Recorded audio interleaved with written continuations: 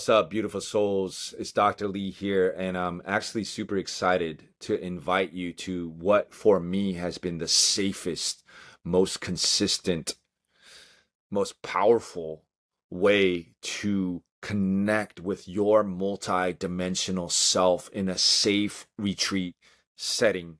I'm telling you guys, the ceremonies are getting more and more powerful. People are being liberated. Souls are starting to remember who they are. Families are being healed.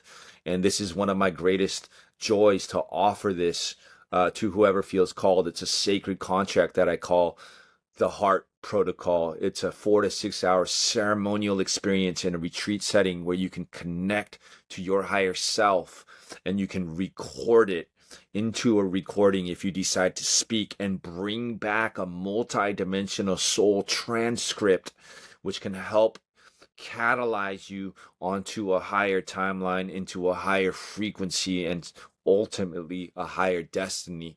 For those who feel the call, check out www.transcendencementalhealth.com and click begin your journey to schedule a free 15-minute call to see if you are a good fit for the Heart Protocol. Unite an army of love, create heaven on earth. If you feel the call, would love to see you at an upcoming retreat.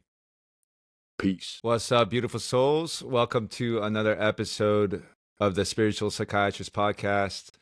Today we have a very, very special guest. This is my yoga teacher. When I was first waking up in LA, I went to this yoga studio, Love Yoga on Venice. And I still remember to this day, just laying down for that yoga class. And there was this Jedi. And I was early on in my awakening, but she was just like, owning the class. And she was mixing in astrology and I don't know, she was doing yoga Nidra. And I was, after class work, I would go to all the yoga studios in LA. I would visit all the other yoga studios. And out of all the ones I visited in my time, I was like, yo, this is the one. She's like a Jedi, right? And so I signed up for yoga teacher training with Jana. And to this day, just that week was probably one of, that yoga teacher training was such a huge pivotal catalyst in my life. And the way that she just kept it authentic, real. She was very real with us, but at the same time, shared all of the codes. Always forever grateful for that week. So this is very special for me to circle back here and have Jana. She's a Jedi. She's into astrology, yoga Nidra master, in my opinion, and also a beautiful mother and badass. So welcome to the show, Jana. Thank you, Sam. What an intro. That was my favorite teacher training. I had you guys in my home every weekend that we gathered, and that was my favorite. And the crew, that crew, everybody was going through something really big. There was something quite magical about every single person, but yeah, special times. Absolutely. Yeah, that was so memorable for me. The vibes just in your house. And just the way you held that space was amazing. So yeah, Jana, oh man, there's so much to go into today. I wanted to just start off with, what's been most alive for you these days? What's been, kind of getting you jazzed when you wake up? It's such an interesting, pivotal time in humanity's history right now. So curious as to, you have such beautiful deep perspectives about the moon and about planets and about all these different things. So yeah, just curious, what's coming through for you? What's exciting for you these days? Oh my gosh, there's so much. There's so much. I think the main thing that's coming through lately, there's two parts to it. One is all of the weirdos that I use, all the teachers that I have followed for decades that have been considered outliers and weirdos and, maybe a little too woo for the mainstream. Their work, whether it's through them or through other voices, is now becoming more commonplace. There's not as big of a rejection about energy and frequency and sound and sacred geometry and our ability to adapt and change in the moment based off of our perceptions of reality and the power of the mind to create reality and all of that stuff. And So that's really exciting to me. And all that work keeps expanding, it keeps evolving. And I'm really excited to see the fall of all of these old structures. I'm really excited. I'm really excited about the demolition that's going on. Obviously not when it's impacting individual people, but like the bigger destruction of system and structure, that's really exciting to me. And what's emerging, like I was just listening to one of my newer teachers, and he was talking about just biomimicry, like nature teaches us everything we need to know. And any new medicine that he's working towards is all just biomimicry. So we're not trying to put anything in the body. We're just trying to attune the body to its own nature and let the healer from within really take over. And that's kind of been my thing forever. But just looking at the new technologies that are coming online with that, yet another piece that's playing loud and clear in my world is this question of like, are we actually in a simulation?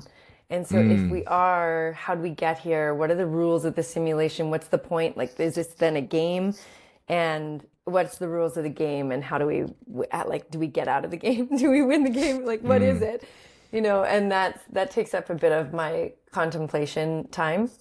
And just the other piece is just, and I kind of touched on this way back when we were in that training, because it's been a theme, is just that I do believe that we are moving into becoming a psychic society. And the evidence mounting, like, I'm not sure if you've seen this podcast, the telepathy tapes. No. Oh, you're going to love it. I'll send it to you after we're done. Oh, cool. But they're basically looking at nonverbal autistic kids and highlighting that the majority of these kids are telepathic, and they meet and they can read their parents' minds, they can read their teachers' minds, they can read each other's minds. They meet on a hill, which is this like non-material, totally ethereal space that they can hang out and commune and share information. And to me, that has been inevitable, that we're heading that way. But what's most exciting to me about that type of reality is that it kind of forces us into greater expressions of love.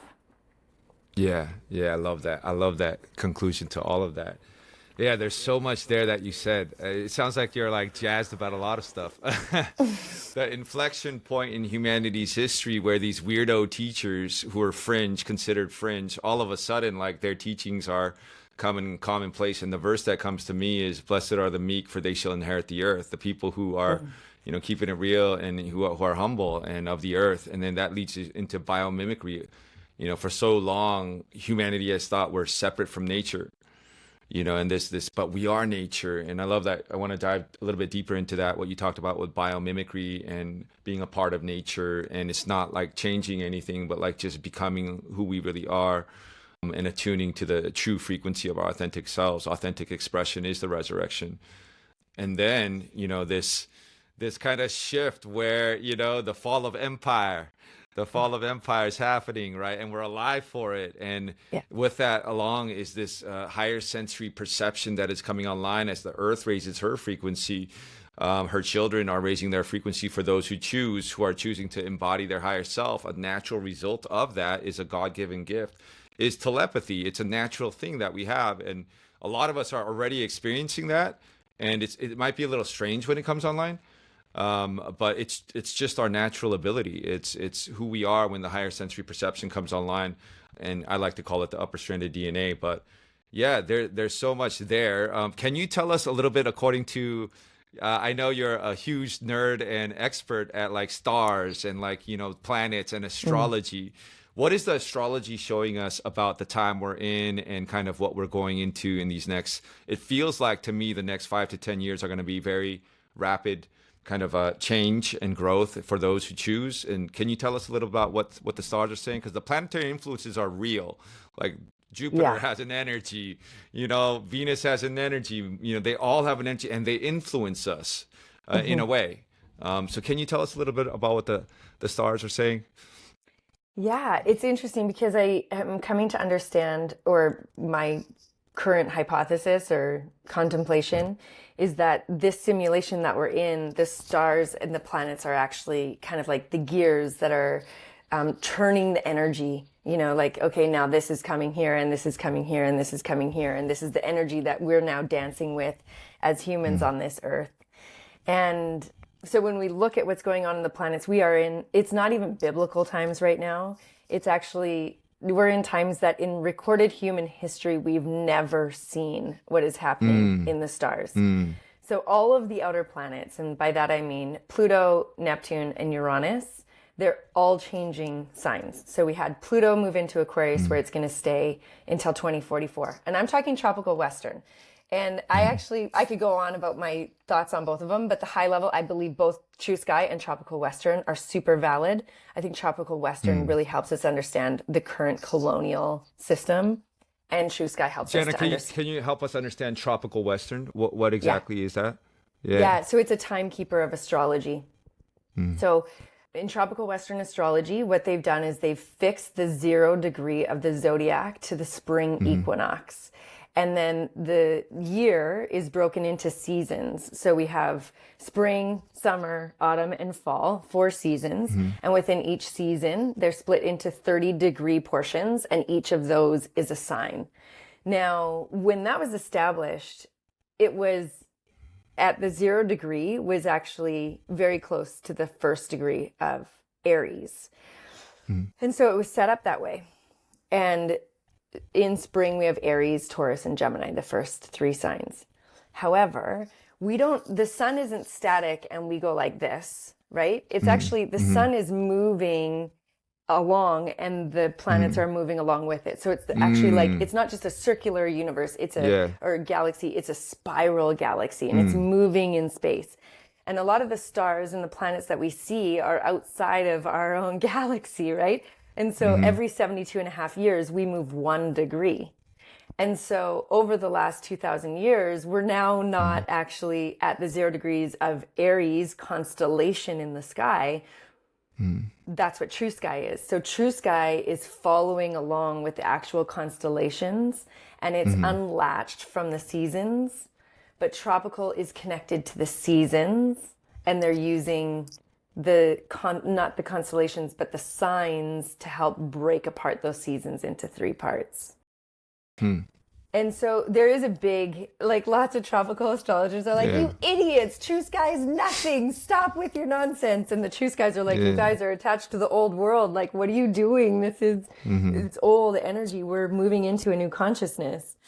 And so I actually have spent the last almost 4 years in my own contemplation of the 2 of these systems. And I highly respect and admire both. And I find that both have extremely valid information for us. And it's just about understanding the context that you're looking for. Okay, so Tropical Western is like, if I'm following, kind of like a new emerging form of astrology where you match spring. Is it like that, or no? Tropical Western is like what all the pop culture astrology is. Like if you go in the newspaper and you read your horoscope, are you a Sagittarius? I feel like you're a Sagittarius. Yeah, Sagittarius. I nailed you.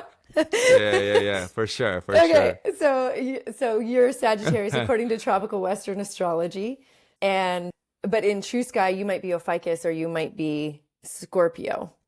Huh. And if Ophiuchus is a when's your birthday? December 17th. Yeah, okay. I don't know offhand. I know December 13th is Ophiuchus. So you're really close, and that's like the ultimate healer. Ophiuchus is like the ultimate healer. So I probably guess that you're right in there. But is Ophiuchus the 13th zodiac? Yes, and so this is another space of high controversy because people. And the thing about Ophiuchus, so all the constellations are on the elliptical, but Ophiuchus just his foot sneaks in. That's it. The rest of him is outside of the elliptical. And the big question is, well, why do we take Ophiuchus's foot but not Pegasus's wings? They're one of Pegasus' wings. And so there's all these constellations that have like little pieces in the elliptical that aren't getting a spot like Ophiuchus has. So I still follow Tropical Western as my primary. And the reason I do that is because, first of all, it has the most research, information, history, timings, There's so much information. It's the easiest one to study. But at the same time, I think it really helps us to understand the old world that is falling. It really helps us to understand the current colonial system. And I think that's really important. We can't lose track of the world and how it's changing right now. I think it's the greatest measure of a timekeeper for the world that we're in today. I see. But I really love looking at True Sky.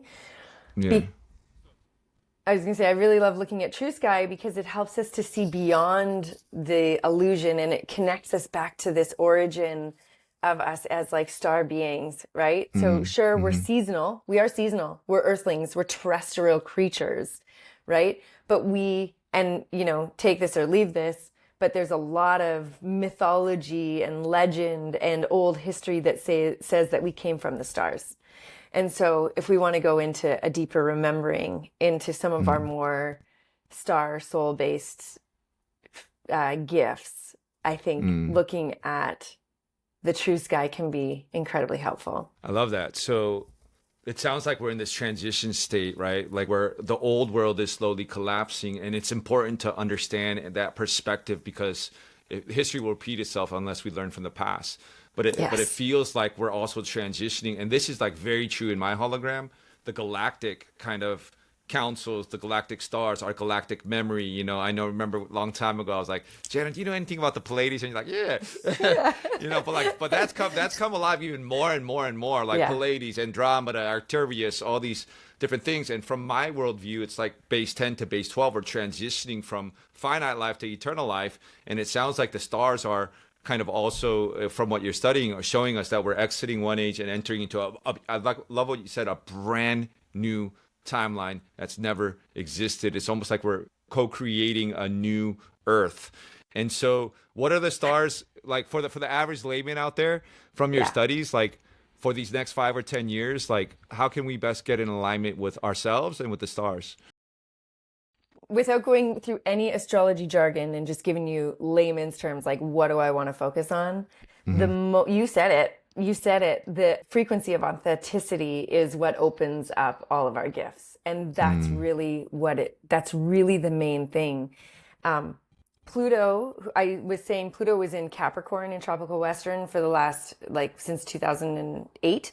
And now it's going to be in Aquarius from January all the way till 2044. So we've got, 20 solid years or 19 years with Pluto and Aquarius. And what happens with Pluto is where it was is like, it always ends up showing us the shadow of where it is. So it just showed us the shadow of Capricorn themes like government, system, structure, boundaries even, and authority and abuses of power and not listening to your inner authority. And what is so beautiful about when it goes in and shows us the shadow is it also shows us the light. It also, everything is in polarity. You don't get taken into the underworld without the light coming in eventually. And one of the things that it really also illuminated for a lot of people is sacred geometry and frequency. And now Pluto is in Aquarius, which is all about frequency and the supra consciousness. And so I look at it like all these emerging technologies, right where we started, will be shown more. And if we get down to when you're looking at one sign, in order to really understand what's coming from that, you have to look at the sign opposite of it, which is Leo. And Leo is the heart and the moral compass and the creative expression and how we love each other and the highest form of authenticity that exists anywhere in the zodiac. And so in order for us to really attune to this supra consciousness, it requires that we become so authentic. And Aquarius is where the weirdos live, right? So letting your weirdo really be alive and a part of your experience, like nothing is too weird for this phase. But what's making this beyond biblical, like something that we haven't seen before, is that all of the outer planets are changing signs. So Pluto, which I just talked about, and then Neptune. Neptune is the illusion and the disillusionment. So I like to think, if you go in yoga philosophy, we talk about Ganesh as the placer and the remover of obstacles. Neptune is the placer of the illusion, but also the remover of the illusion. And Neptune was in Pisces, and Pisces is the illusion also. It's like so much confusion and chaos, and it's also merging with source. But also Neptune has a lot to do with the media and the theater and entertainment and any mind-altering substances, whether that is like pharmaceutical drugs or plant medicines or storytelling or theater, and the way that we can be manipulated through our emotions. Like all of that is there. But when Neptune moves into Aries, that's a new beginning, because Pisces is the death of something and Aries is the beginning of something. And so as it transfers from Neptune, or Neptune transfers from Pisces into Aries, all of the illusions and the lies are going to be exposed in a whole new way. Like we're going to see truth, because baby does not know how to be anything but truthful, right? Like a baby's not like, oh, I better not cry about my diaper because there's company over there. Like, my diaper changes. Just like there's no impulse control. It's just what they need is what they ask for. And that's the energy that we're moving into there. And at the same time, Saturn, who is the Lord of Karma, is coming into a conjunction with Pisces. And these could not be more opposite energies. Saturn wants to put up structure. Neptune wants to dissolve the structure, right? Saturn wants to be serious. Neptune's like, just love each other and kumbaya. They're just such opposite energies. And so we're going to see a lot of change there. And then the third outer planet is Uranus. Uranus is the great awakener. It is the creative genius.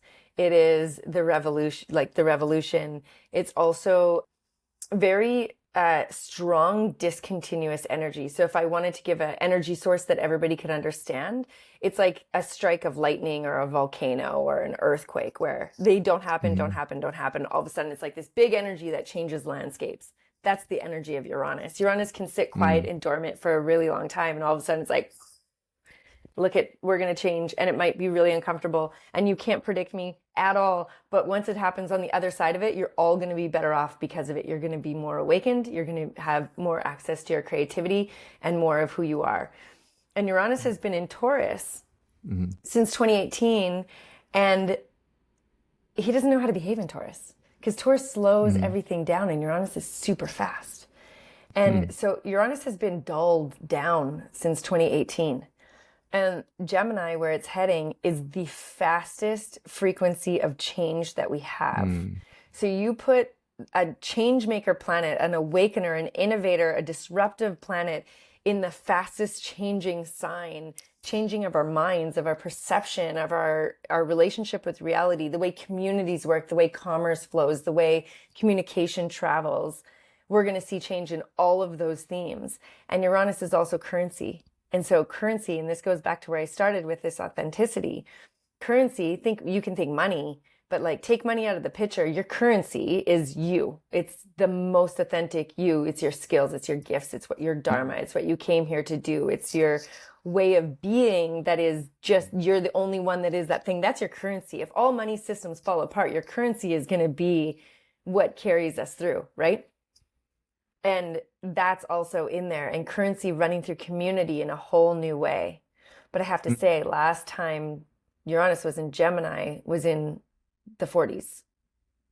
And the 40s is when there was war. And we have Mars has us in this war cycle right now. And we can see that. It's not like I'm announcing some big thing, right? Like, oh my God, there's war. No, there's war. We can clearly see there's war on the planet. I say that with a smile. It's a coping mechanism. It's horrible, but like that's where we are. But the beautiful thing about not the moment that we're in right now is that after war comes a time of peace.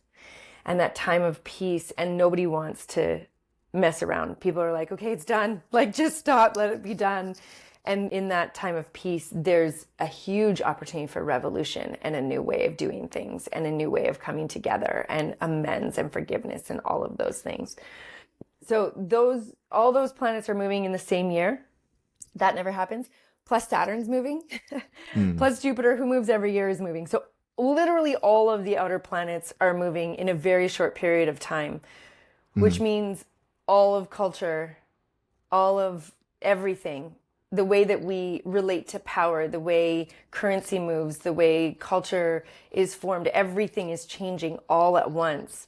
And it's all changing into elementally fire and air. And air is super fast, like this accelerant. Air is an accelerant. And fire, like once it gets going, we just all saw in LA, like how hard it is to contain a fire once it's going. You throw wind on that fans the fire even more. That's the elements that we're actually working with this year and through like 5 or 6 years, maybe longer.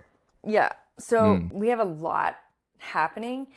But like the thing that I always come back to when I'm looking at astrology is it's up to the humans how we interact with these energies. It's always up to the humans how we interact with it. And so what are we going to do? And if we are in a simulation, do you remember when all of a sudden everybody started to relate to the mind like a computer? And it kind of happened shortly after the internet came on and everybody had their PCs and they're like, oh, you can change the program by, just like you can upload a new app, you can upload new information and it changes the program. It changes your perception of reality. It changes your beliefs. You change your beliefs, you change your reality, blah, blah, blah. That was a great like evolution forward in our understanding of how the mind works. But as we start to use the simulation as a metaphor, we start to see how imaging changes reality so quickly. Like we have all these images flashing of war on our screens. People are like doom scrolling, looking at like totaled out areas of land.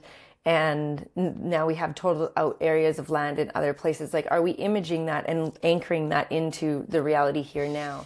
And if that is true, I'm not saying it is definitively, it's a theory, right? It's like an idea. But if that is true, then how important is it for us to be imaging the world that we want, to be imaging like the new earth, to be imaging love and connection and like co-creation and collaboration and a whole different way of being that is actually lifting each other up, like collaboration over competition. And like, what do you want your life to feel like? And what do you want your neighborhoods to feel like? And what do you want your country to be like? Like, why are we fighting with each other? What we're doing is anchoring more of that fighting. Stop the fighting, bring in more love. And I think that this PSYOP did a really good job of teaching people like, oh, love and peace and prayers and all that stuff. It's just bullshit. And I'm like, no, it's not at all. Like, give me all the love and light. I understand that sometimes you just need to grieve and it sucks and that's totally valid, and also prayers work. We have proof in the prayers and we have proof in the imaging. And so it's so important that we are actually like really anchoring in the new earth. And for all the people that can't do it, we need to bring as many people that can, we need to encourage them too, because there's so many that can't right now because the suffering is that real. But anybody that can, like, let's go. This is the army of the new earth, is like, anchor it in, anchor it in, anchor it in. Yeah.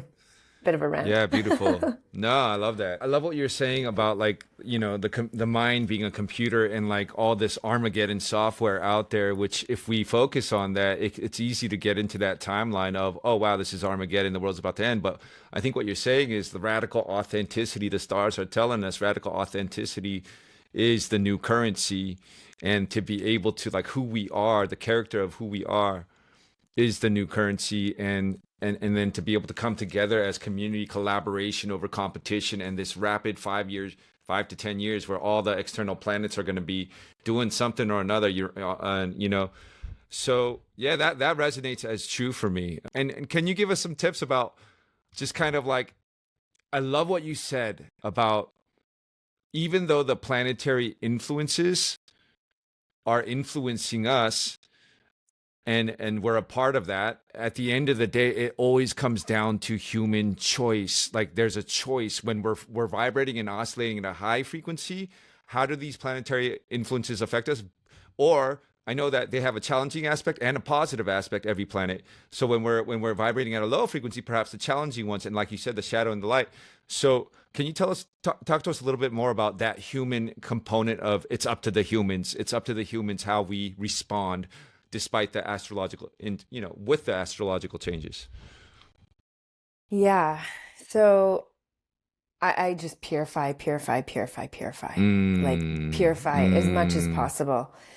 I think the game notes on the simulation are the scripture, whether that is the Bible or the Bhagavad Gita or the Vedas or, whatever the scripture, like this old, beautiful storytelling and song and prayer that is guiding us back to a more pure expression of self, like a more aligned. You could even go into like the Tao or, anything that's taking us back to our truest nature. I think that is one of the most important things, especially because if we are truly becoming a more psychic society, anything that's not purified will be seen. And so purification is not only important for the movement forward, but it's also of like humanity and this new consciousness that we're birthing. But it's also self-preservation in so many ways too. Like, could you imagine if as we become a psychic society, and I actually think that people already feel this, somebody says, I'm sorry, I forgive you, but you can just feel the resentment. You're like, your words mean nothing because like how I feel when you say that is stronger than the words that you're saying. But how much more that will be prevalent across relationships. And, just because we are, I don't know, I just think that we have to figure out how to communicate in a more honest way. Like, I'm having a hard time forgiving you because this is what's going on inside of me.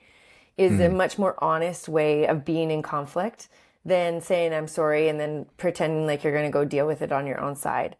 I also think that the purification has to be on all levels of being.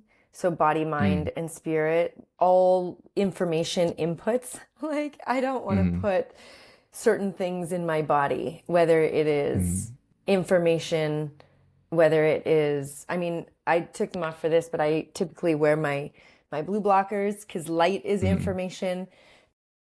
Food is information. What kind of medicines are we taking in? Like this patch that I'm wearing, this is a medicine, but it doesn't put anything in my body. It's like nanocrystalline structure that reflects my body's own light back to itself and teaches my body how to make particular peptides.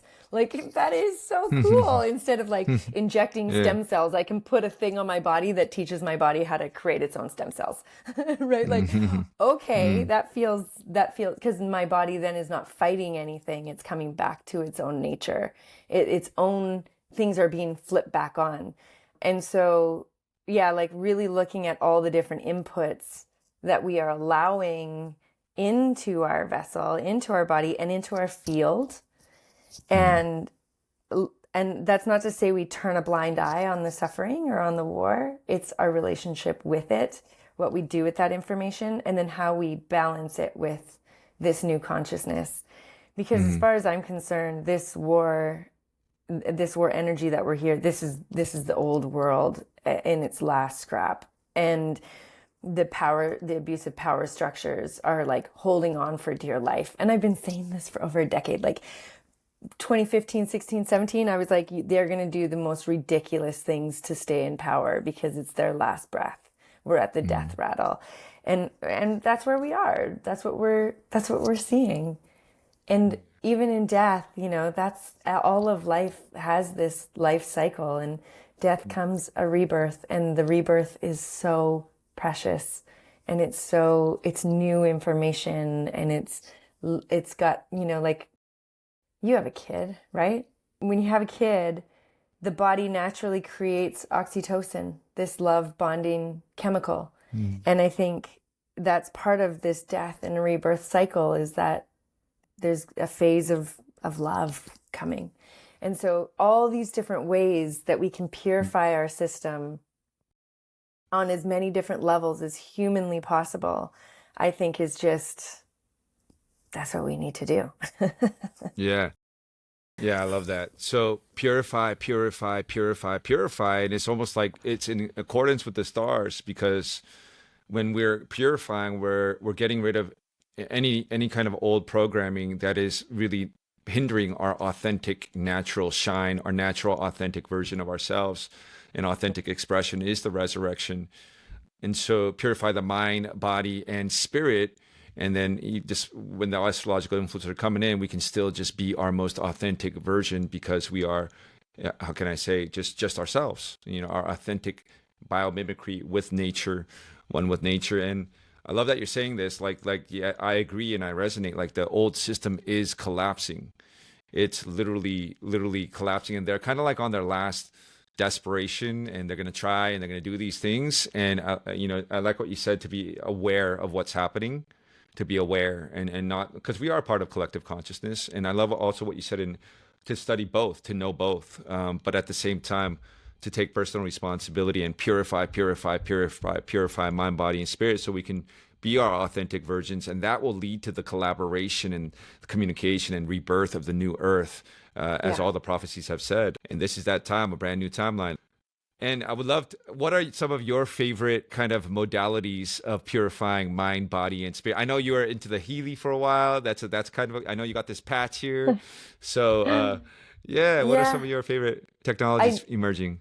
Yeah, I do love the Healy. I actually, there's a bigger one. It's the Meg Healy. It's not within my reach right now, but what it does is it casts a field of 3 meters. So I have them all over my house, and I just have a field of energy clearing constantly. So mitigating like EMFs.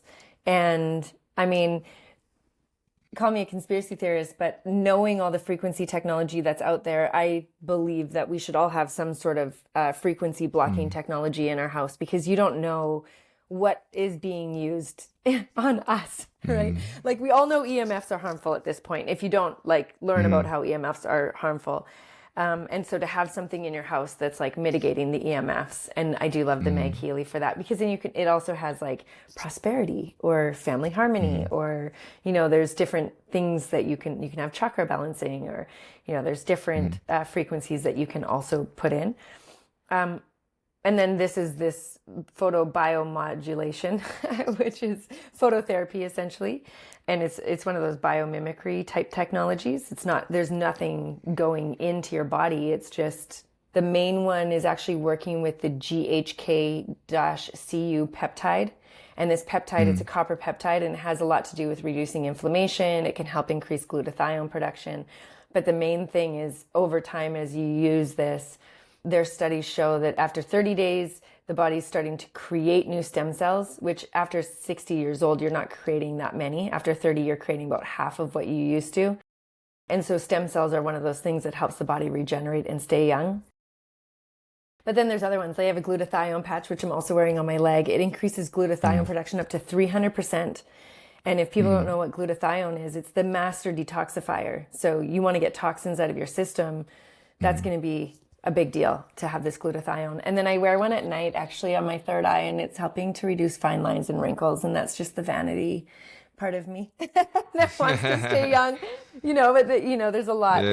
There's 11 different ones. There's one for sleep and all kinds of stuff. But then I also am loving. Well, what is it called, Jana? What is this little patch called again? It's called LifeWave. LifeWave. Okay. Yes, it's a patented technology. The guy who invented it his name is David Schmidt. He's a very interesting man. You'll probably love this. He actually used Bible codes to help him to understand DNA and DNA expression. And so sometimes when I listen to him speak, I'm like, I need somebody who understands the Bible better than me to like validate this stuff. So I send it off to my cousin, and I'm like, help me understand if this guy's for real. But so far, everything seems pretty legit. And then I also love really common things like cold showers and infrared saunas and just diet and fasting, like really intelligent fasting, circadian biology. So getting outside and instead of looking at your phone first thing in the morning, like this blue light, this is junk light, it's making us sick. You go outside and get that first hour of sunlight into your eyeballs and onto your skin and get that vitamin D production going. And we create about 80% of our hormones within the first hour of waking up. And so that first hour should be sacred, right? It should be protected with all of our self-love possible. Like, get outside, go for a walk, make sure you're eating good food, drink clean water. And just, that is our greatest technology. Our nature, our body, like, we are meant to be in a synchronistic relationship with the sun, moon, and earth, right? Like, that will Yeah. cost you nothing except for your will and your determination to make it happen. Like just wake up and go watch the sunrise. And at the end of the day, watch the sunset. That red light, all those red light machines, they're trying to mimic the light of the sunrise and the sunset. That's what they're doing. And so sure, go buy your like EMR tech, red light, blah, blah, blah, whatever. Yes, those are great. I don't have one yet. I probably will get one. But really, sunlight. And then grounding, like putting your bare feet on the earth, which up in Canada right now, that's a little hard. It's kind of chilly. But in the summer, and eating outside, and, you know, like as much as close to nature, like sleeping on the earth, getting out and camping. I'm a big fan of camping, dipping in bodies of water, maybe, you know, hot springs or glacial fed rivers and clean lakes and oceans. And, you know, that's, to me, that's like the primary technology, is our communion with nature. But Yeah. I love that. So communion with nature, biomimicry, you know, and just the simple things in life, which only cost us our willpower. That's it, really, to wake up. And that's interesting. You said 80% of our hormones are created in the first hour rising. And I know that early morning sunlight, oh my gosh, it produces serotonin. It gives that feeling of contentment. And I like that you threw in that word self-love for the first hour, like to reserve that self-love for the first hour and to mimic the rising and setting of the sun, which will help our sleep. Putting your feet on the earth with negative ions, which will decrease inflammation, and like dipping into water. Water is so cleansing and purifying. Curiosity, what currently do you, I'm a big believer in investing in water, the water that we drink. yeah. What currently resonates with you as some of the best purifying water sources out there? What are you up to with water?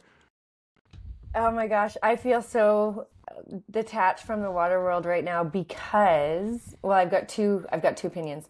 First of all, where I live, we're actually tapped into a spring. So my baths are spring water. Like, I'm so spoiled. It's ridiculous. Yeah, we're so spoiled. And so we do have a filtration system on our house, but I live in such pristine nature, and I know that's not a reality for the majority of the people of this planet. So my privilege is showing when it comes to water, but also hydrogen water. Yeah. Hydrogen water is kind of the guy that invented these patches has a hydrogen water product coming out soon. And so I'm kind of holding out for his, but I mean, I've looked at different hydrogen water bottles and hydrogen water machines and tabs and all of that kind of stuff. And I think, you know, understanding our nature, I think the hydrogen water is, I think we're kind of headed that way if we're not there already. Yeah, absolutely. Yeah, that's what I've been doing too. 144,000 Uprising has this really crazy hydrogen water machine. So I have that at home. And then I use a little hydrogen water thingy. I'm thinking about switching to the tabs. But hydrogen water, I think, is the way to go. Like, decrease inflammation, increase energy, and all these different. But like the mountain fresh water is my favorite. Like, literally, that's I'm you so get it every spoiled. day. That's crazy. Like, that's pretty spoiled. But great. Yeah. Amazing. So I also wanted to dive a little bit into yoga nidra, because that's what, in my opinion, like out of everybody I've met, you're like, man, the way Jana does, the way you do yoga nidra, for me, it like really resonated, and really, I don't know, I thought it was just amazing the way that you hold that space and you lead people into the. Can you tell the general public more about yoga nidra? What got you onto that, and like why it might be important? And yeah, just your love for yoga nidra. Yeah, I love it. You know, I was a meditator. I was a daily meditator for almost a decade. You know, I didn't really miss a day. I remember I even went out to Burning Man and like biked out to the temple to get my meditation in every single day, where people are like, "You nuts, drop it for the week." And I'm like, no, this is my practice. Like, I'm not dropping it. I was so dedicated to meditation. And I had done yoga nidra a little bit while I was a pretty staunch meditator, but I didn't get it yet because I would fall asleep. I would just go to these classes and I'd be snoring, and the teacher would like kick me to get me out afterwards, you know. So I didn't quite get it in the beginning, but when I got it, I really got it. It started to change my life so rapidly. I stumbled upon a different teacher, and the teacher, her name is Tanis Fishman. She's also up in Canada. She explained Sankalpa to me in a different way. So so I'm going to back up. Mm-hmm. Yoga Nidra is a practice. You do it laying down. It is a meditative practice, but instead of being seated like we do in the majority of meditations, you're actually laying down. So right away, you're not fighting with your body, right? Like people sit to meditate and they have to get up because their hips hurt or their knees hurt or their back hurts or, they're so uncomfortable. The body takes them out of the bliss. And so we're doing this laying down right away. It's so much more accessible. Everybody can lay down, or you can get yourself laying down in a way that is comfortable. You can even do it in like a recliner chair, right? Like the idea is that there's no holding in the body whatsoever. And then the beginning of the practice, you're actually fighting against this natural process that you've been doing every single day since you came into this earth, which is sleep. And so what you're doing is you're actually allowing your body to fall asleep, but instead of the mind falling asleep with the body or awareness like going offline, you're watching the process of the body fall asleep. You're watching the nervous system downregulate. You're watching the endocrine system go through a different process. You're watching like all this downregulation, and the external world disappears and awareness remains present to the experience. And so in seated meditation, they talk about witness consciousness, where in this, you just like, it's a conscious disassociative. You basically like lift out of this sleeping body as the witness, and you explore the body as the witness. You can do all kinds of things within the body of a witness, but then you can also go way beyond the body. You can explore the subconscious mind. You can time travel. You can go back and like sit with your little 3-year-old self, or you can go sit with your elder, your 90-year-old self and all the wisdom, and like have this conversation with the you that already lived this moment today. You can go in and like repattern the energetics of your body. There's so many things that you can do. And so for me, Sankalpa is what changed my relationship, because Sankalpa is essentially the intention that you take into the practice, or if you want to get more technical, it's like a vow. And for me at that time, I was running 200-hour yoga teacher trainings, and I would go and I'd run this amazing work, and then I'd go home and I'd just like beat myself up, like, you're not good enough, you're a fraud, like imposter syndrome, and meanwhile, I'm getting reviews back from my students, like, this is changing my life. And I'm like beating myself up about it because of my wound of worthiness, And when Tanis taught about Sankalpa, she was like, Jana, we can change this with Yoga Nidra. You don't need to live like this. This is an old program. It's not a match for the reality that you're living in. So your mind is holding you to this 17-year-old version of yourself that was an imposter, but you're not that anymore. You've trained hundreds of people. Like, let's get you in alignment with reality. And so we used a Sankalpa, and it was really simple. It was, I am valid, is all it was. But what happens is you take the nervous system into a state of coherence, which is like, instead of your nervous system paying attention to 10,000 different things, it gets to invert its attention inside your body and pay attention to the one thing that is you and your soul, your consciousness. And when that happens and the nervous system is no longer firing in all these different directions, all of your organ systems come into coherence. Then what happens is your endocrine system starts to pump out different chemicals. And when you get in, and then you start moving from like beta brainwave pattern to alpha brainwave pattern, maybe into a theta brainwave pattern. And once you're there, you're in a hypnagogic state. And so if we were to travel through those really quickly, like beta is stress. It's also just like waking, walking life, right? And then alpha is that really small window when you're just falling asleep or you're just waking up. We get such a small natural experience in alpha brainwaves. And then theta would be where REM sleep is. When you look at like hypnosis, they're taking you into theta, because what can happen there is your brainwaves are slowing down. And now you're in the subconscious mind. In both alpha and theta, you're in the subconscious mind, not the conscious mind, but the subconscious mind, the vast storage house of the history of your life and everything that's coming.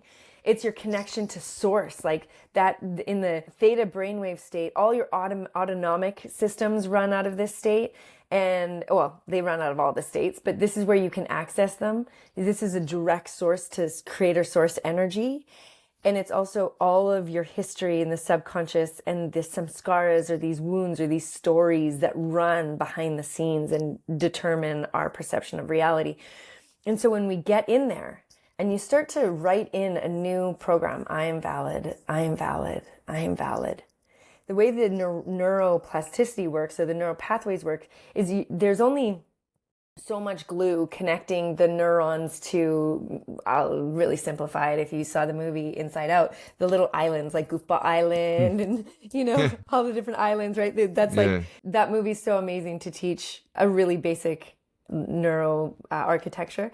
But there's only so much glue to connect all these neural pathways together. And so if I start to repeat I am valid, the glue to I am unworthy or I'm not enough, it like migrates over to the neural pathway that says I'm valid. And then the lack of worthiness starts to atrophy. It doesn't get the airtime. The energy is not flowing along that pathway anymore.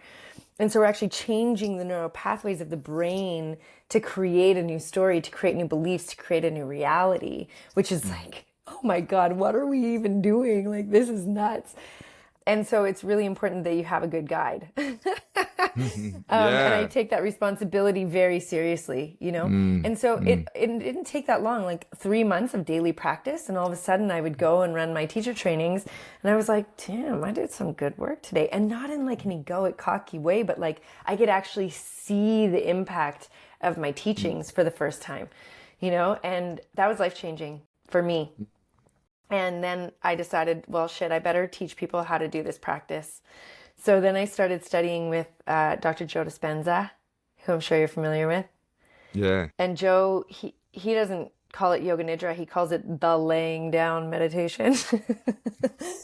And he is proving the mystical experience through science. And so then I went from this already really amazing teacher to then this super nerd teacher who uses the scientific method to understand the process of awakening and a Kundalini rising experience and how we change our neural pathways, our neural architecture, our neuroimmunology.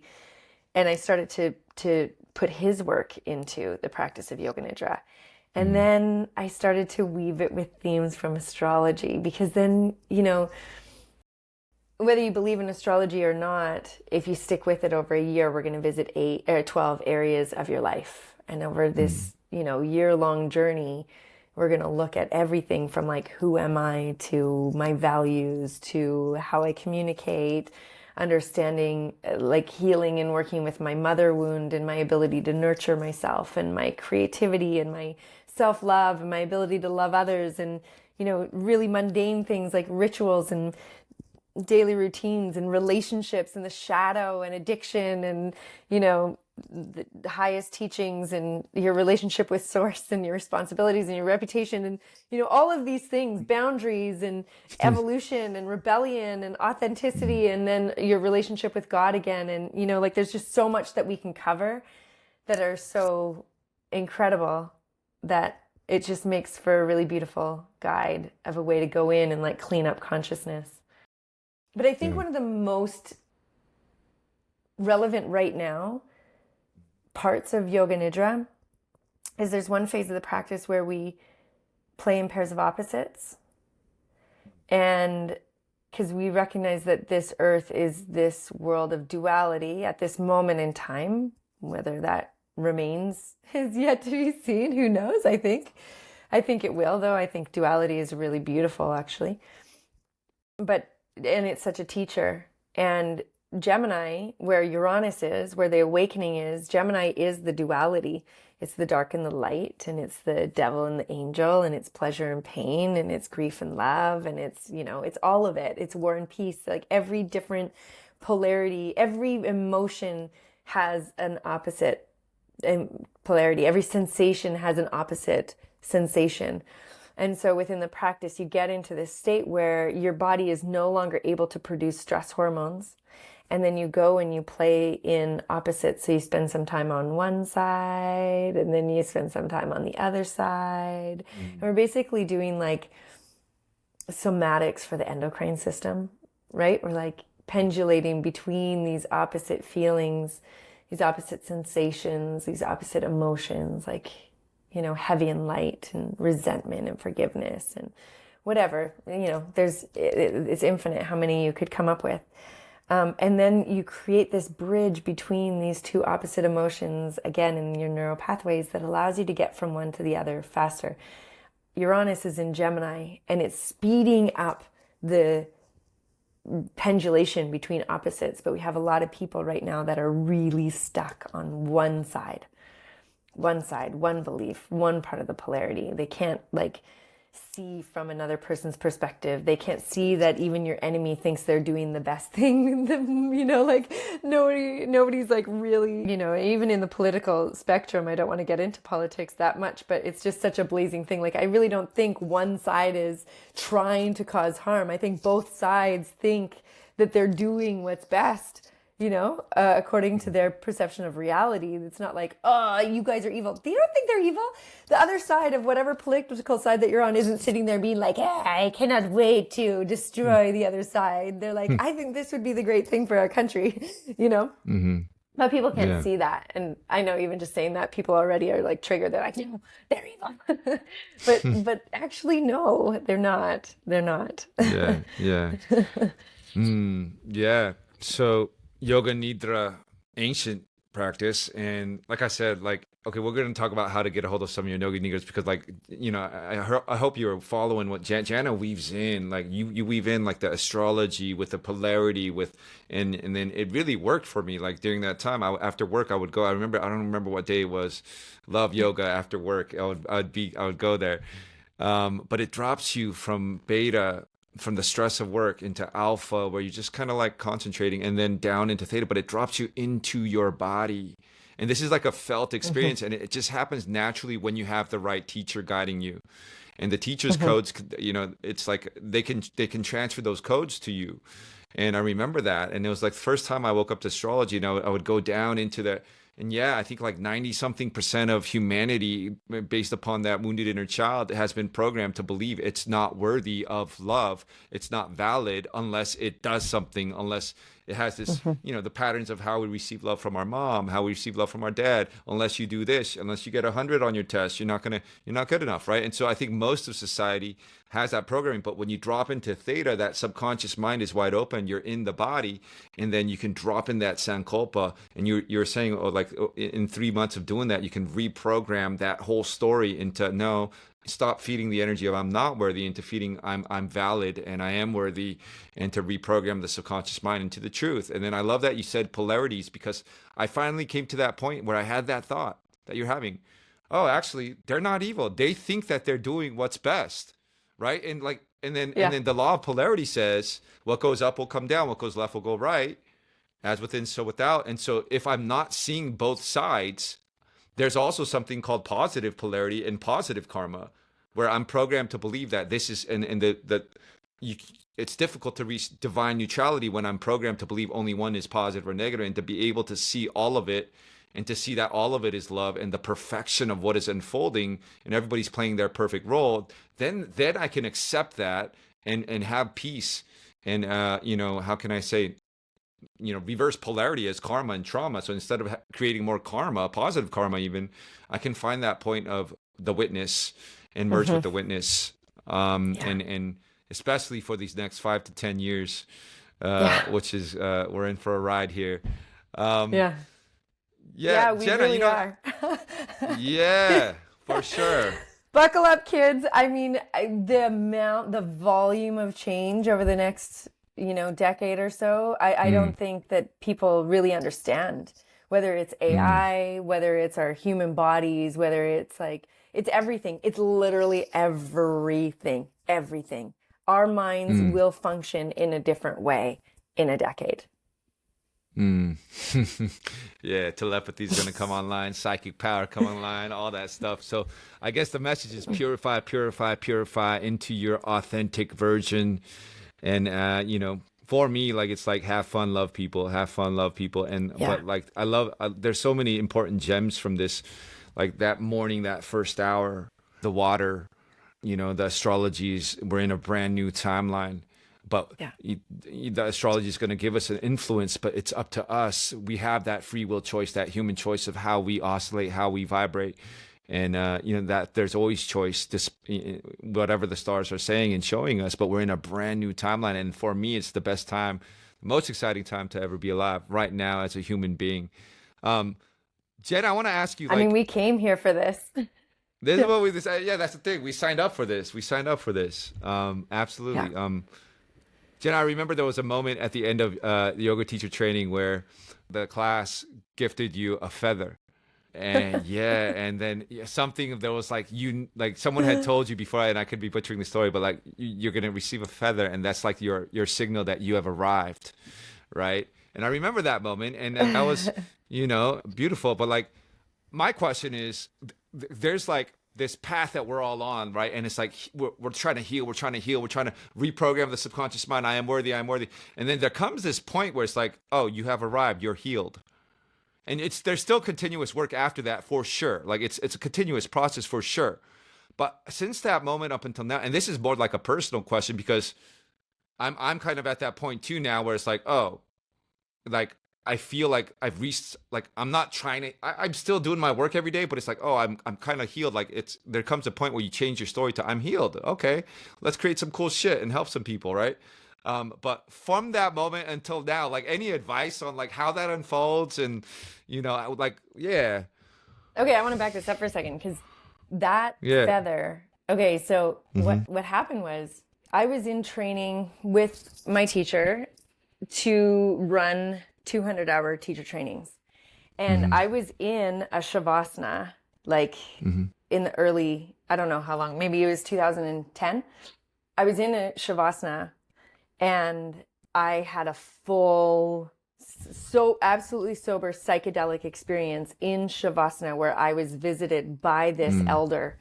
And he came to me and he placed a wand with a feather in my hand and he gave me sage in the other hand. And he said to me in this very real, like liminal space, he said, you will receive this in real life as well.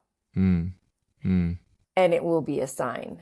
And it's not that, and I knew when you guys gave that to me, I was like, oh my God, this is that.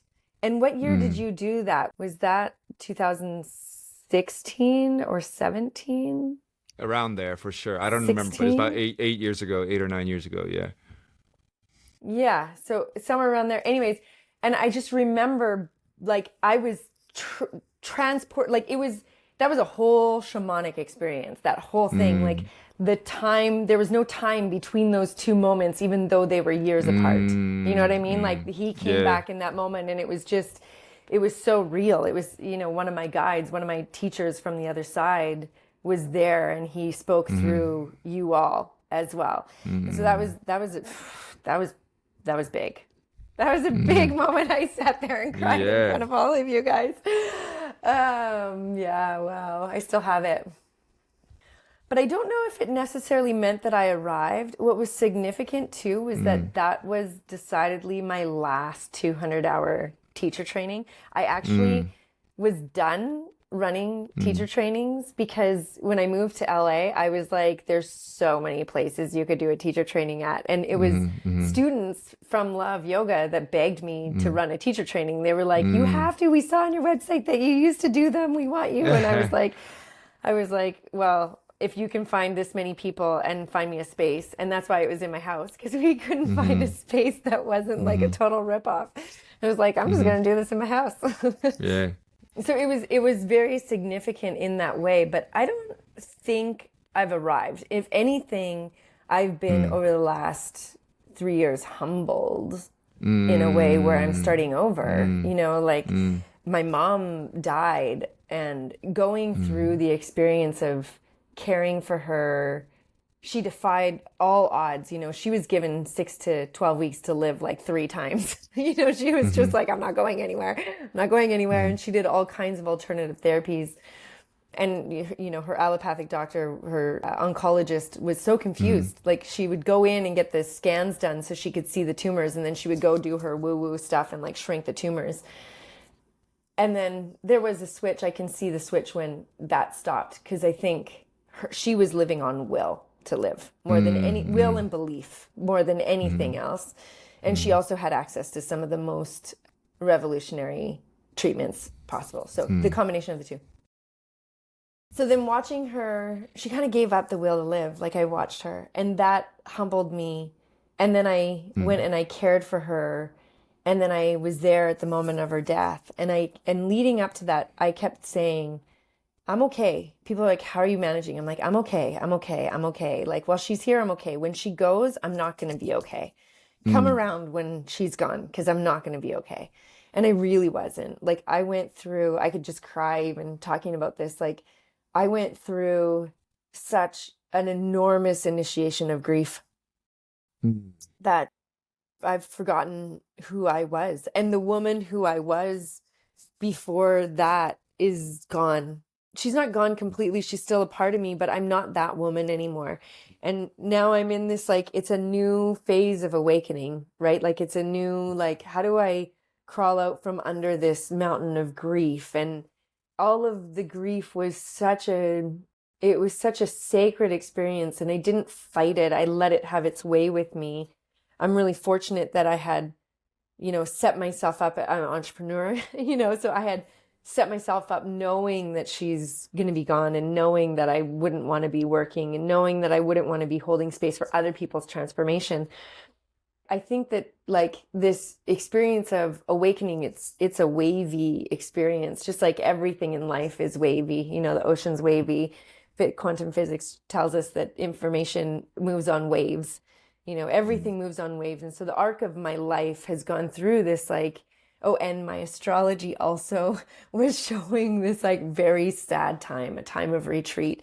It was all very aligned. Even my mom's death was, like, in my chart. And, like, if I broke that down. So I would say that my current relationship with my own awakening and my own understanding of life is that the awakened one is always there. But in order to articulate and relate, there are waves. And so I've just been initiated through my own experience, a whole world of life experience that is birthing a whole new language and purpose, And I, like, Yoga Nidra, I didn't say this about it, but one of the things that really attracted me to Yoga Nidra is that the Tibetans have a version that they use as a death practice, so that you can remain aware through that transition of life to death, to life again, and be aware through the bardo. And so Yoga Nidra is a thread that's moving through this transition. But I think if we really get down to it, and you see this, like, people falling from grace, or, I don't think that it's just an upward spiral. I think life comes in waves. And I think when we think we have it all figured out is when the next wave comes. It's funny that you mentioned that, because I'm kind of, like, feeling like super humbled in my life right now. And I'm like, oh yeah, okay. And before I was kind of like, I got this, like, let's go, like, just completely in a space of, like, confidence. And then now, like, there's this humbling period that's coming upon me, and I'm like, great, bring it. Like, I'm not resisting it. It's like, okay, make me teachable again. Yeah. And that awakened one is always there. And grief is such a thing for humanity. All of nature grieves, and it's like almost the weight of what was lost, the love. And that's what we're here to do as humans, the love. It's an expression of the love that was lost. And so anything that you've learned about grief that you want to share with humanity, because I feel like that's an area where we have so much to learn about grief. Grief is, well, we do live in such a grief illiterate society, My wish for grief is that we become more literate as a culture, as a community, that we can hold people better in grief. Because the reality of it is, like, nobody can take that pain away from you. Nobody. The more you resist it, the more of a ruckus it will cause in your life, right? And right now we have this social, economic structure that is not supportive of grief. Like, what people get, like, 4 days of bereavement when their husband dies, and they're expected to go back to work. And, like, there's no way in hell I was going to work on certain days, like, there's no way. And my husband, bless his soul, he was so good. He made sure I was fed, and he didn't get on my case about like not doing the dishes, and like, he really held me in my grief. And he's never lost either of his parents, and I've lost both my parents since we've known each other. And so he's carried me through 2 grief portals, and I know that I'll be there to do the same for him. But I don't know that people necessarily have that kind of experience with grief where they can be held and have the space and the grace to be able to feel it all. But we need to feel it. And I was just listening to Zach Bush talk about grief, and he used to work in end of life care, and Dr. Zach Bush, and that's just such a beautiful way of articulating things. Sometimes he said, there's no greater driver forward of authenticity than grief. And like when you let grief have its way with you, like that is the most authentic. And like I feel that to the core of my being. Like I remember sitting there certain days, and like grief has a weight to it. Like my bones were heavier. I was on the couch and my bones were aching. My body was aching. Like grief was like physically ached in my body. And it changed my own circadian rhythm. Like I used to, I was like a teenager. I could sleep till noon if I didn't have an alarm. And, it woke me up with the sun, waking up at like 5:30 in the morning in the summer. And it was really beautiful in that way. And it reprogrammed so much of who I am because I let it. And I got to visit all these different ages of myself. Like I really heard the little girl in me that was like, no, I just don't want, I need my mom, and I could feel all these different expressions of me, but it's because I let myself, I set myself up to have that time and space. And you can't bottle grief.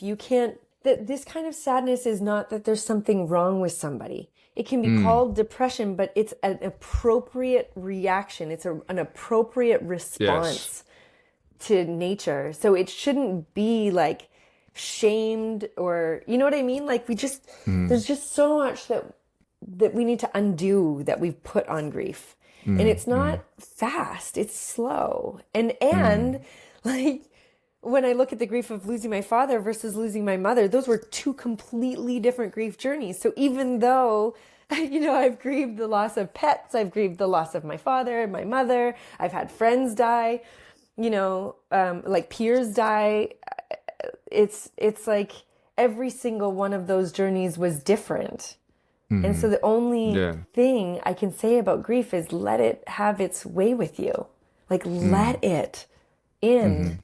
Let it in, let it have its way with you, let it teach you. There's no greater teacher about the preciousness of life and how you want to show up than loss, right? Like me as a mother, I've completely changed my relationship with my children because of losing my mother, Can you take us a little bit deeper into that? So if I'm hearing you correctly, like, grief, first of all, it's a natural process of being a human, and nature, all of nature grieves. Like it's a natural emotion and wave, and there's nothing wrong with anyone for grieving. That's a part of nature. In fact, it's important. And you were saying it's the most radical driver of authenticity that forces you to visit all different parts of yourself. And then your husband, I would like to touch on this, like he held you through it for loss of 2. And so 2 of your parents. And so would love to kind of also see, like, from your perspective, like how can, when someone in our field is grieving, what's the best way we can hold space? Because we can't take the pain away. We can't take the pain away, and we can't make it stop. So what's the best way to hold someone through their grief? Because I feel like that's something that we can all intend to learn, is how to hold our family, our friends through grief. And then I also want to touch on a little bit about like how that, you said it changed your relationship with your kids, how and what so. And then also just like, I think the most powerful bond on humanity, one of the most powerful forms of love is that relationship a child has with their mom. Like we spend 9 months in that womb. There's like this, even to this day, when I'm like, don't know what to do. Like just the voice of my It's mom. mom, like it's my mom. It comforts me. You know what I mean? Just her presence, it's this Yeah. unconditional love. So if you could Mhm. touch a little bit about that bond that you had, because obviously there was so much love that the grief was so strong, and I feel like it's almost proportional, the amount of love and the amount of grief, which is a beautiful thing, because we're here to learn how to love as a human being, and if that just means that you've loved that much. So if you could touch on some of those topics, like, yeah. Okay, I forget what the first thing you said. The second thing you said was, how can we hold people? Like, go Yeah, mow yeah, their yeah. lawn, bring them food, find out what Mm, their food, like, feed mm, them, take care of chores. Like, if so, I ended mm, up hiring somebody to like take care of our yard, you know, because it was just mm, too much for my husband to do everything, and I couldn't. mm, I wasn't going out to mow my lawn, you know. mm, Go for yeah. walks, listen. Don't like when you come over, Mm, listen. And sometimes that mm, means a lot of silence. mm, Expect nothing of the grieving, you know. mm, Do their laundry if they're okay with it. Mop their mm, floors, like chores, like just keeping up with stuff. Take their kids out of the mm, house, you know, because the mm, kids, like my kids were like, "Oh, mommy's still sad. You're still sad." Or we'd be driving. For me, it like really hits me, or at like in the heat of, in the intensity of it, it would be like while I was driving is when I would cry the most, because I was alone and there was nothing to mm, distract out on or whatever. But sometimes I'd pick up my kids from school and I'd, you know, have tears in my eyes and they were just like, "Oh, mommy's still sad." And I couldn't do the same things. Like I didn't want to take them to the pool and I didn't want to, you know, like mm, I just couldn't. But then when friends would come and like just take the kids out of the house, then it just gave me more time to be with myself, you know? mm, Yeah, like really, it's really the mundane stuff can be the mm, most mm, meaningful. And then mm, I remember some people would try and compare their grief to my grief. And mm. I even wrote about this, but I was like, I felt like a little kid on the playground being like, "My dad's stronger than your dad." You know, like that's the energy. I would be like, "Nobody's as special as my Yeah, mom," you know, like. yeah. And so any comparison, and I think the most, like the worst possible comparison to my mother, Mm, when people would be like, I lost my dog. I know what you're going through. And I'd be like, I want to punch him in the face. Like, your dog is not the same as my mm. mother. Like, Yeah, what yeah. the fuck? But at the same time, I had this compassion and this Mm, understanding that that's the only grief they maybe knew, you know? And yeah, so yeah. that was their only way of relating. But like, that's not the topic, Mm, you know, like just a hug yeah. and saying nothing. I remember I ran into a friend at the grocery store that I went to high school with. Like I knew this guy from, you know, all through grade school, and he just gave me a hug. He's like, "I heard," and he just gave me a hug. And I was like, that was Mm, the healthiest interaction of like mm, somebody showing me they understand where I am and like that they're mm, supporting me, was just this like, "I heard," mm, and a hug, like a real hug, mm, you know? Yeah, and just really giving people space, like taking workload off of them in mm, any way that you mm. can. I think that's one of the Yeah, best ways to support, because, you know, you can't fix it. yeah.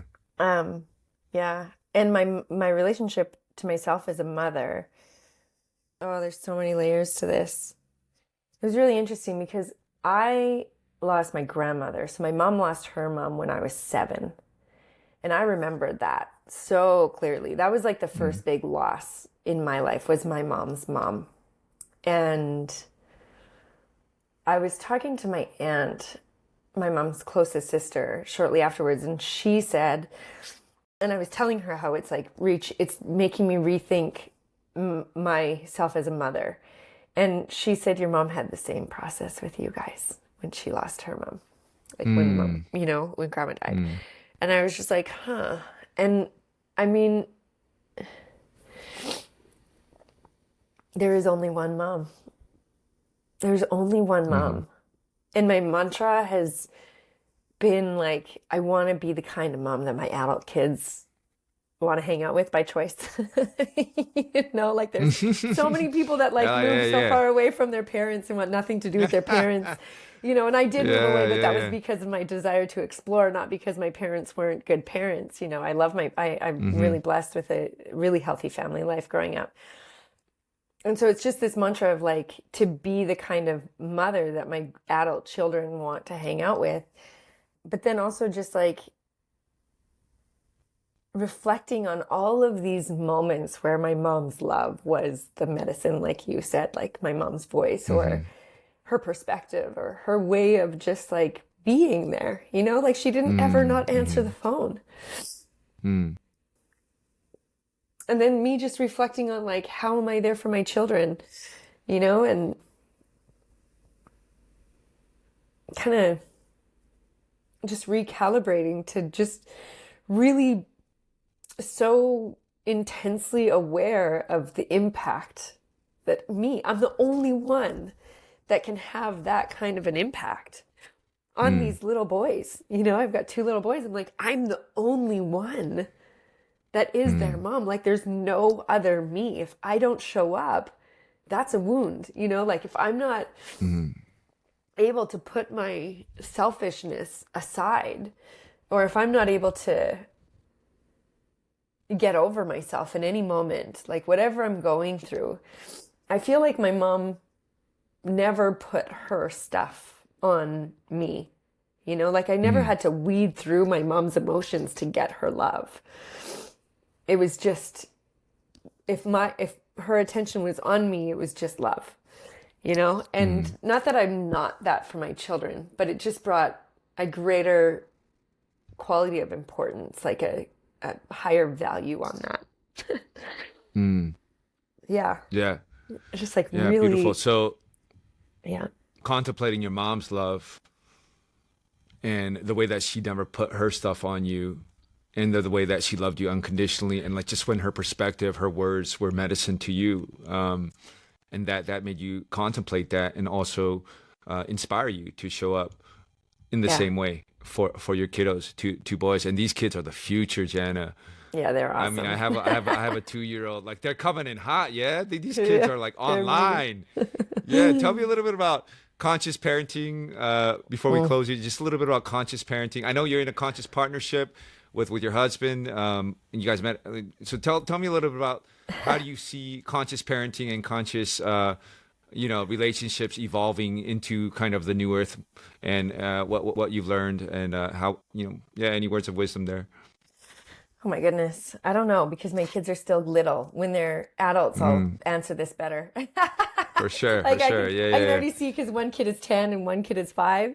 And so because he's got 5 years on him, I can see the outcome of my actions, and I'm adjusting with my second kid. I'm like, oh, wait a second. But I think the biggest thing that's been a lesson for me is to not put expectations and allow them to emerge. Like make no assumption of who they are, and allow them to show me who they are, and support them. Like when, as they show interest, to support and validate.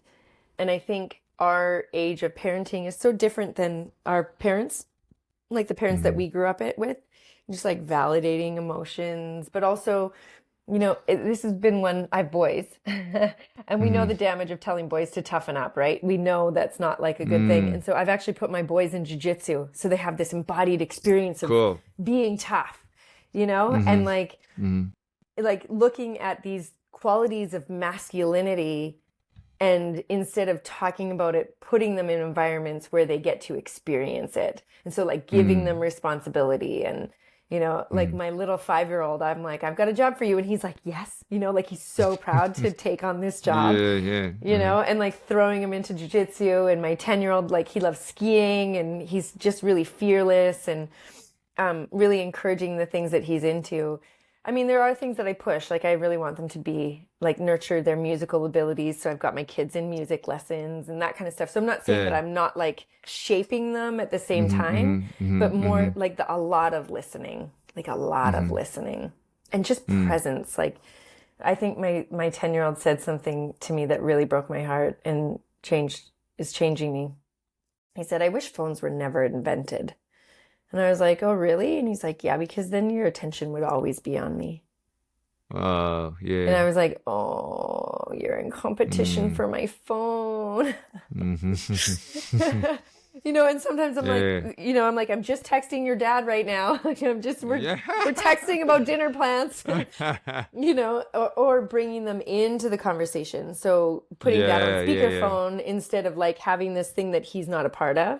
And then like my relationship with media as I'm trying to raise my kids in a low media, like we don't do media from when we get home from skiing on Sunday till Friday after, we're in like a hybrid homeschool school system, and they don't have their like homeschool Fridays, and I take them up to the ski hill right now. And so after we get home from the ski hill and we have our hot chocolate or whatever, then they can have some like a movie or Freddie loves YouTube. He's like looking at chefs on YouTube or how to do the tricks with his RC car on YouTube. So we get some time with that on the weekend. But then I'm like, okay, so here I am. Like we do no devices around dinner time. But then after dinner, once the kitchen's clean, both my husband and I, when the kids have their little decompression, we go to our phones and we don't let the kids on their phones. And I was like, how is that good modeling? You know, like that sucks. We gotta change that. You know, and so we're trying to do more like board games after dinner or something, you know, like just to stay more engaged. But yeah, conscious parenting, I mean, it really forces you to look at your own behaviors. Yeah. Like, who am I? How am I? Like, I see something in him that's triggering me. And instead of reprimanding him about it, I look at where I'm doing that because he's just information in, information out. Yeah. Yeah. So no expectations, presence, and it's a mirror. And they're like our teachers is what I'm learning. Because like my little kiddo, like anytime I'm out of alignment, like I just look into his eyes and I'm like, this, like he makes me go right back into life. I'm like, okay, got it. Like he puts like an alignment check on me. Like his eyes are just because they're so like just, you know what I mean, attuned, if you want to say. Yeah. Is he talking lots, your little guy? He's starting to talk. Yeah, he's starting to talk and run around. Yeah, I like the stage that he's in. But yeah, it's teaching me so much already, and like it's beautiful. These kids are just like coming in. That they're online. They're the ones who are going to create the new earth. I feel like we're just really just preparing the space for them to do that. That's what the Astro says. Yeah, that's what it feels like. Yeah, the builders.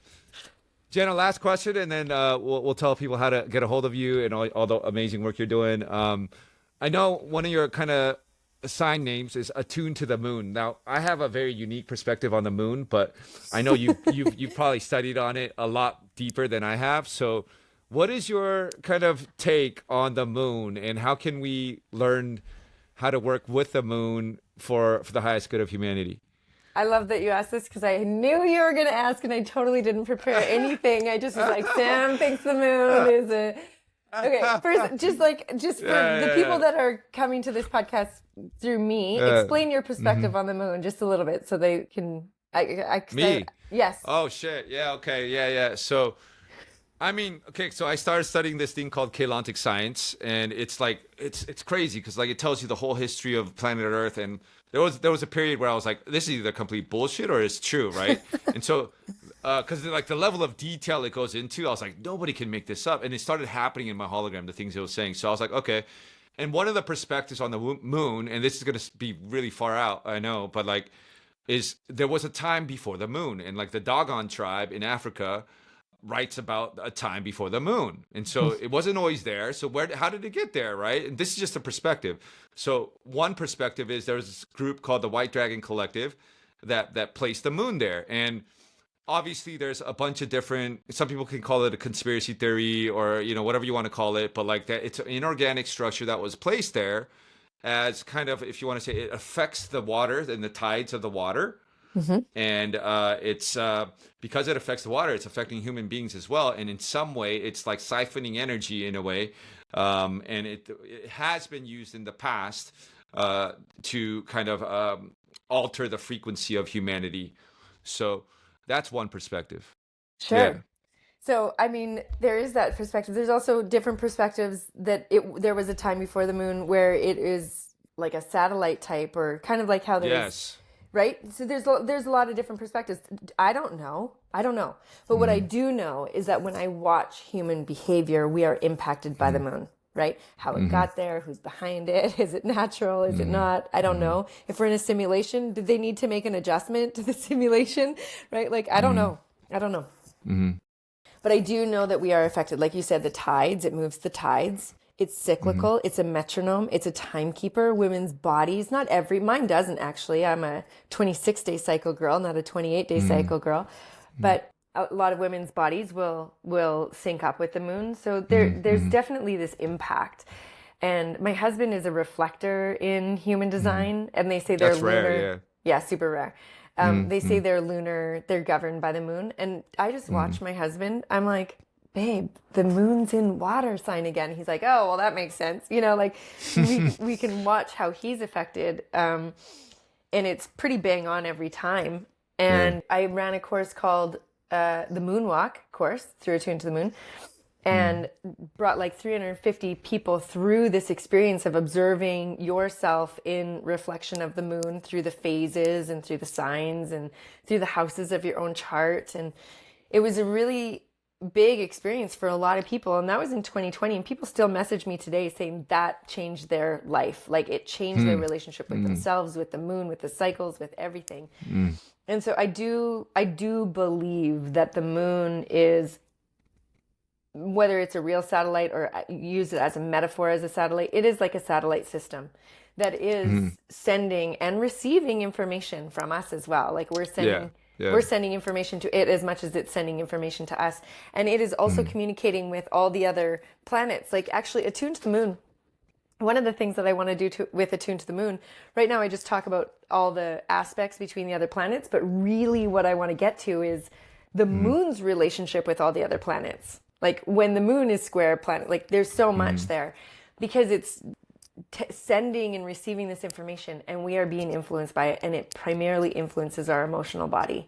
And it pendulates between masculine and feminine, depending on the moon phase. Both the full and the new moon are feminine, and the quarter moons are masculine. And if you get in tune with the moon, life starts to flow in a whole new way. You look at biodynamic farming.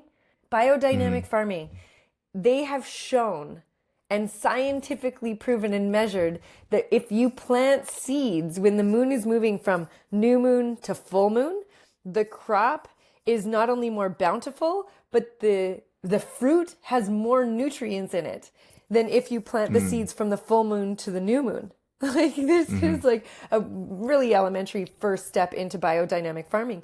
But then also the relationship with the moon and Saturn has an impact on the nutrient value, like on your timings of planting and harvesting and all this stuff. And so it is impacting us in a really big way, in a really big way. And I think as we continue to unlock these codes of frequency and energy, the moon is going to play an increasingly important role in understanding all of that, because we are governed by the moon. It is our closest influencer outside of planet Earth itself. And the sun obviously is a huge impact on us, but it's more steady and stable, where the moon is like, I love working with the moon. It's one of my favorites. I mean, I've been running new moon circles for over a decade now. Right. And haven't really missed a moon, a new moon. And I follow the lunar cycle, and I've watched a lot of people, like, it's ancient. And have you ever heard that podcast, The Emerald? No. Oh, one time. I think I heard it one time. Yeah. The Emerald, he has one. He says your consciousness comes from the moon. And he opens with this beautiful, like, poetic moment where he talks about how every animal, every owl, every bear, every human, every plant has had the moonlight on its body. Every insect and animal and bird has had the moonlight in its eyes. You know, like it's this thing that connects us across time, across like any perceived barrier. Like it doesn't matter if you're black, white, straight, gay, left, right, you know, what color your skin is. We all have this common relationship with the moon, and the moon does not change how it treats you based off of the color of your skin, right? Like the moon is like, here we are, and I'm going to communicate with you in this most beautiful, unconditionally loving way to help you to understand yourself more. And it's timeless and it's eternal.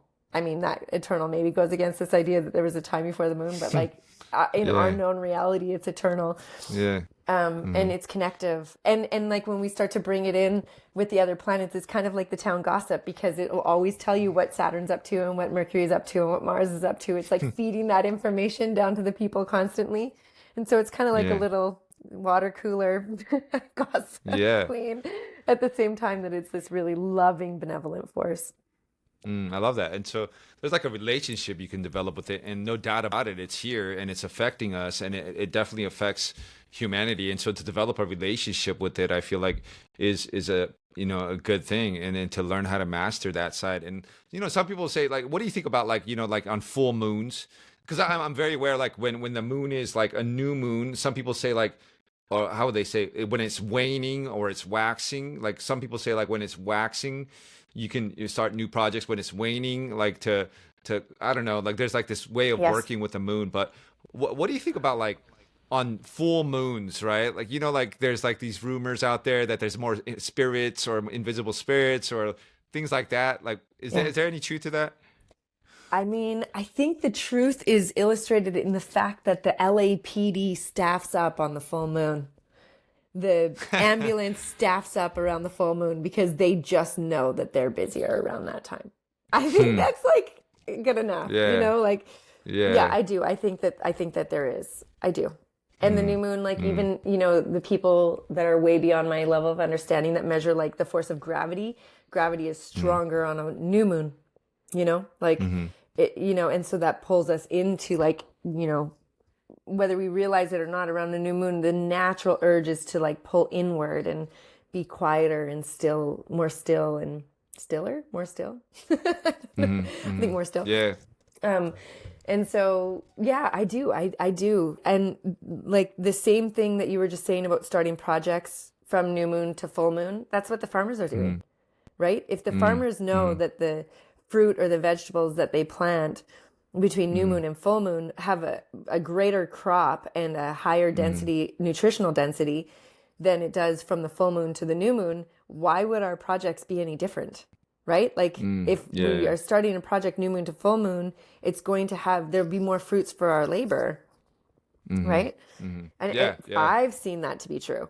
Like I can't show it to you, but just to my right, I've got a calendar, a whole year-long calendar, and I'm marked my rhythms of work based off the lunar cycle and Mercury retrogrades. Yeah. So Yeah, the father of the universe is rhythm, and like this is one of the things my spiritual teacher would teach me too. Is like when the moon is waxing, it's better time to start new projects, and when it's waning to kind of go within and things like that. So and then it's cool that the nutrient value even shows that, which is really, really can't argue that at all. Okay, Jada, we're gonna wrap up here, but is there anything, if there was like a billboard and you had a message to humanity for these next coming 5 years? I mean, I'm taking from this purify, authentic version. That's one key message for me. But like, if you had a like kind of like, yo, humanity, we're going through it. One system is collapsing, empire's collapsing, another one is rising, and we're in this brand new timeline, a whole new world, really. And the galactic is coming online. What is your message to humanity? If you had like a broadcast and you could message something to humanity? Stay nimble. Be ready to change. Like, stay nimble, stay aware, internalize, like, trust your inner world more than the external world. Develop a really strong relationship with how it feels inside your body. Get really honest. Like, if you're telling lies out there in the world, you're not going to be able to discern a truth from a lie. And that's part of that purification. But just be ready and willing to change. As new information comes in, let it change your mind. Don't stay stuck in that old world.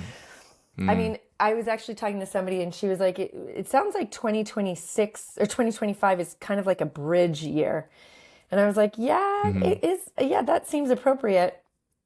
But it's also, I think, a year where we cannot comprehend the volume of change, the vastness of change. And like, let's just get on that ride of change, right? Like, let's just like see what happens. Yeah. And that doesn't mean I'm getting on a ride with anybody else, like I'm not like jumping on somebody's campaign or somebody's bandwagon. In fact, I'm like off all bandwagons. I'm off all like, you can't put me in a box right now. I'm almost hesitant to share some of my views because they're changing so fast right now as new information is coming in, and just make no assumptions about who anybody is. Because if I'm changing that fast, I have to assume everybody else is changing that fast. And one of the things in astrology that is something that I've been watching that's really interesting is that the villains will become the heroes and the heroes will become the villains. And this is like a bit of a longer theme. And we're kind of coming into the flipping stage of that now, where like maybe some people already saw that flip, but it's going to get to a point where all of a sudden it's like, oh my God, I totally did not see that person in that way at all. But the evidence is just so clear that you have to change your mind, you know? So for me, it's just like nothing is as it seems. Nothing is as it seems. And that's where that authenticity is so important. And that relationship with your inner world is so important, because if I know the difference between how a truth feels and how a lie feels in my body, and I do that, I learn how to do that by choosing to tell the truth. And then when I feel a lie, I'm like, oh, that feels different. Like, or I tell a lie and I'm like, oh, okay. Oh, but now I know what a lie feels like. Then I can recognize it in the external, right? And so it, like, you turn up your truth meter by being more honest with yourself. And just, the world is not what it seems. It's not what it seems. Yeah, it is not what it seems. From materialism to etherealism, you know, we're moving through all these big transitions. Like, we didn't even touch upon it, but astrologically, we're just coming out of 200 years of materialism and moving into 200 years of like frequency and energy and, you know, etherealism, air. And so, like, yeah, just let yourself change. Get into the river of change. Allow yourself to change. Wow, Yeah. okay. Yeah. I went down to the river to pray. Yeah, all right. Allow the river of change to take you. Authenticity, be honest with yourself. And enjoy the ride. Okay, Jana, how can people get a hold of you? Thank you so much for your time, and your presence is a gift, and I'm super grateful. How can people get a hold of you? Especially like for me, I'm like promoting your yoga nidras, because like I'm telling you, like, Thank you. the best. Yeah, how can we get a hold of your yoga nidras? What are you up to? How can we get a hold of you? Yeah. So the easiest way for the yoga nidras, attuneToTheMoon.com is where I have all the astro nidras. The website was built based off of NASA data, like the position of the planets and stars. So when you open it up, you only see practices that are relevant for the sky today. So even though there's like over 250 practices and growing, you'll only see a selection every day, but it changes every day and a half, every 2.5 days. So Attune to the Moon. And then you can also find me on Insight Timer, which is a free downloadable app. You can search Jana Roemer on there. I've got some free yoga nidras on there that are actually the original Astro Nidras. I also have a 10-day course on there that is called Overcome Obsessive Thinking, but it should really be called If You're a Human, These Practices Are Going to Help You. Right? Like, it's just like really basic, awesome practices. And then my website is janaroemer.com. I have a couple of retreats coming up this year. We didn't even touch on this, but I've been working with a woman who works with plant medicine, actually animal medicine. She's working with bufo, Sonoran toad. And so I run a retreat where I do yoga nidra and astrology. We get the nervous system in a really good place, both for coming into the medicine and coming out of the medicine.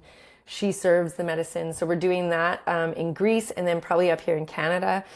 And then I think I'm going to do another retreat where I live, because it's just so awesome. I'm going to do, it's not planned yet, so this is a dream, but what I want to do is an urban style retreat where I like get basically a whole boutique hotel. And then we just do the things that I love doing here, like floating down the river and going for like an old growth forest and going to the beach, do yoga in the morning and the evening, and just hang out and eat and have fun. So in person is definitely possible this year. And then, my Instagram is Jana_Roemer. Yeah. That's me. Yeah. Thank you, Jana. Yeah, janaroemer.com, Attune to the Moon for the yoga nidras. Insight Timer for, it's a free app on your phone, and search for Jana Roemer on there. And like, I'm telling you, like her yoga nidra is, for me, the hands down the best. Jana, thanks for coming on the show. Oh my gosh. Thank you so much for having me. What a treat.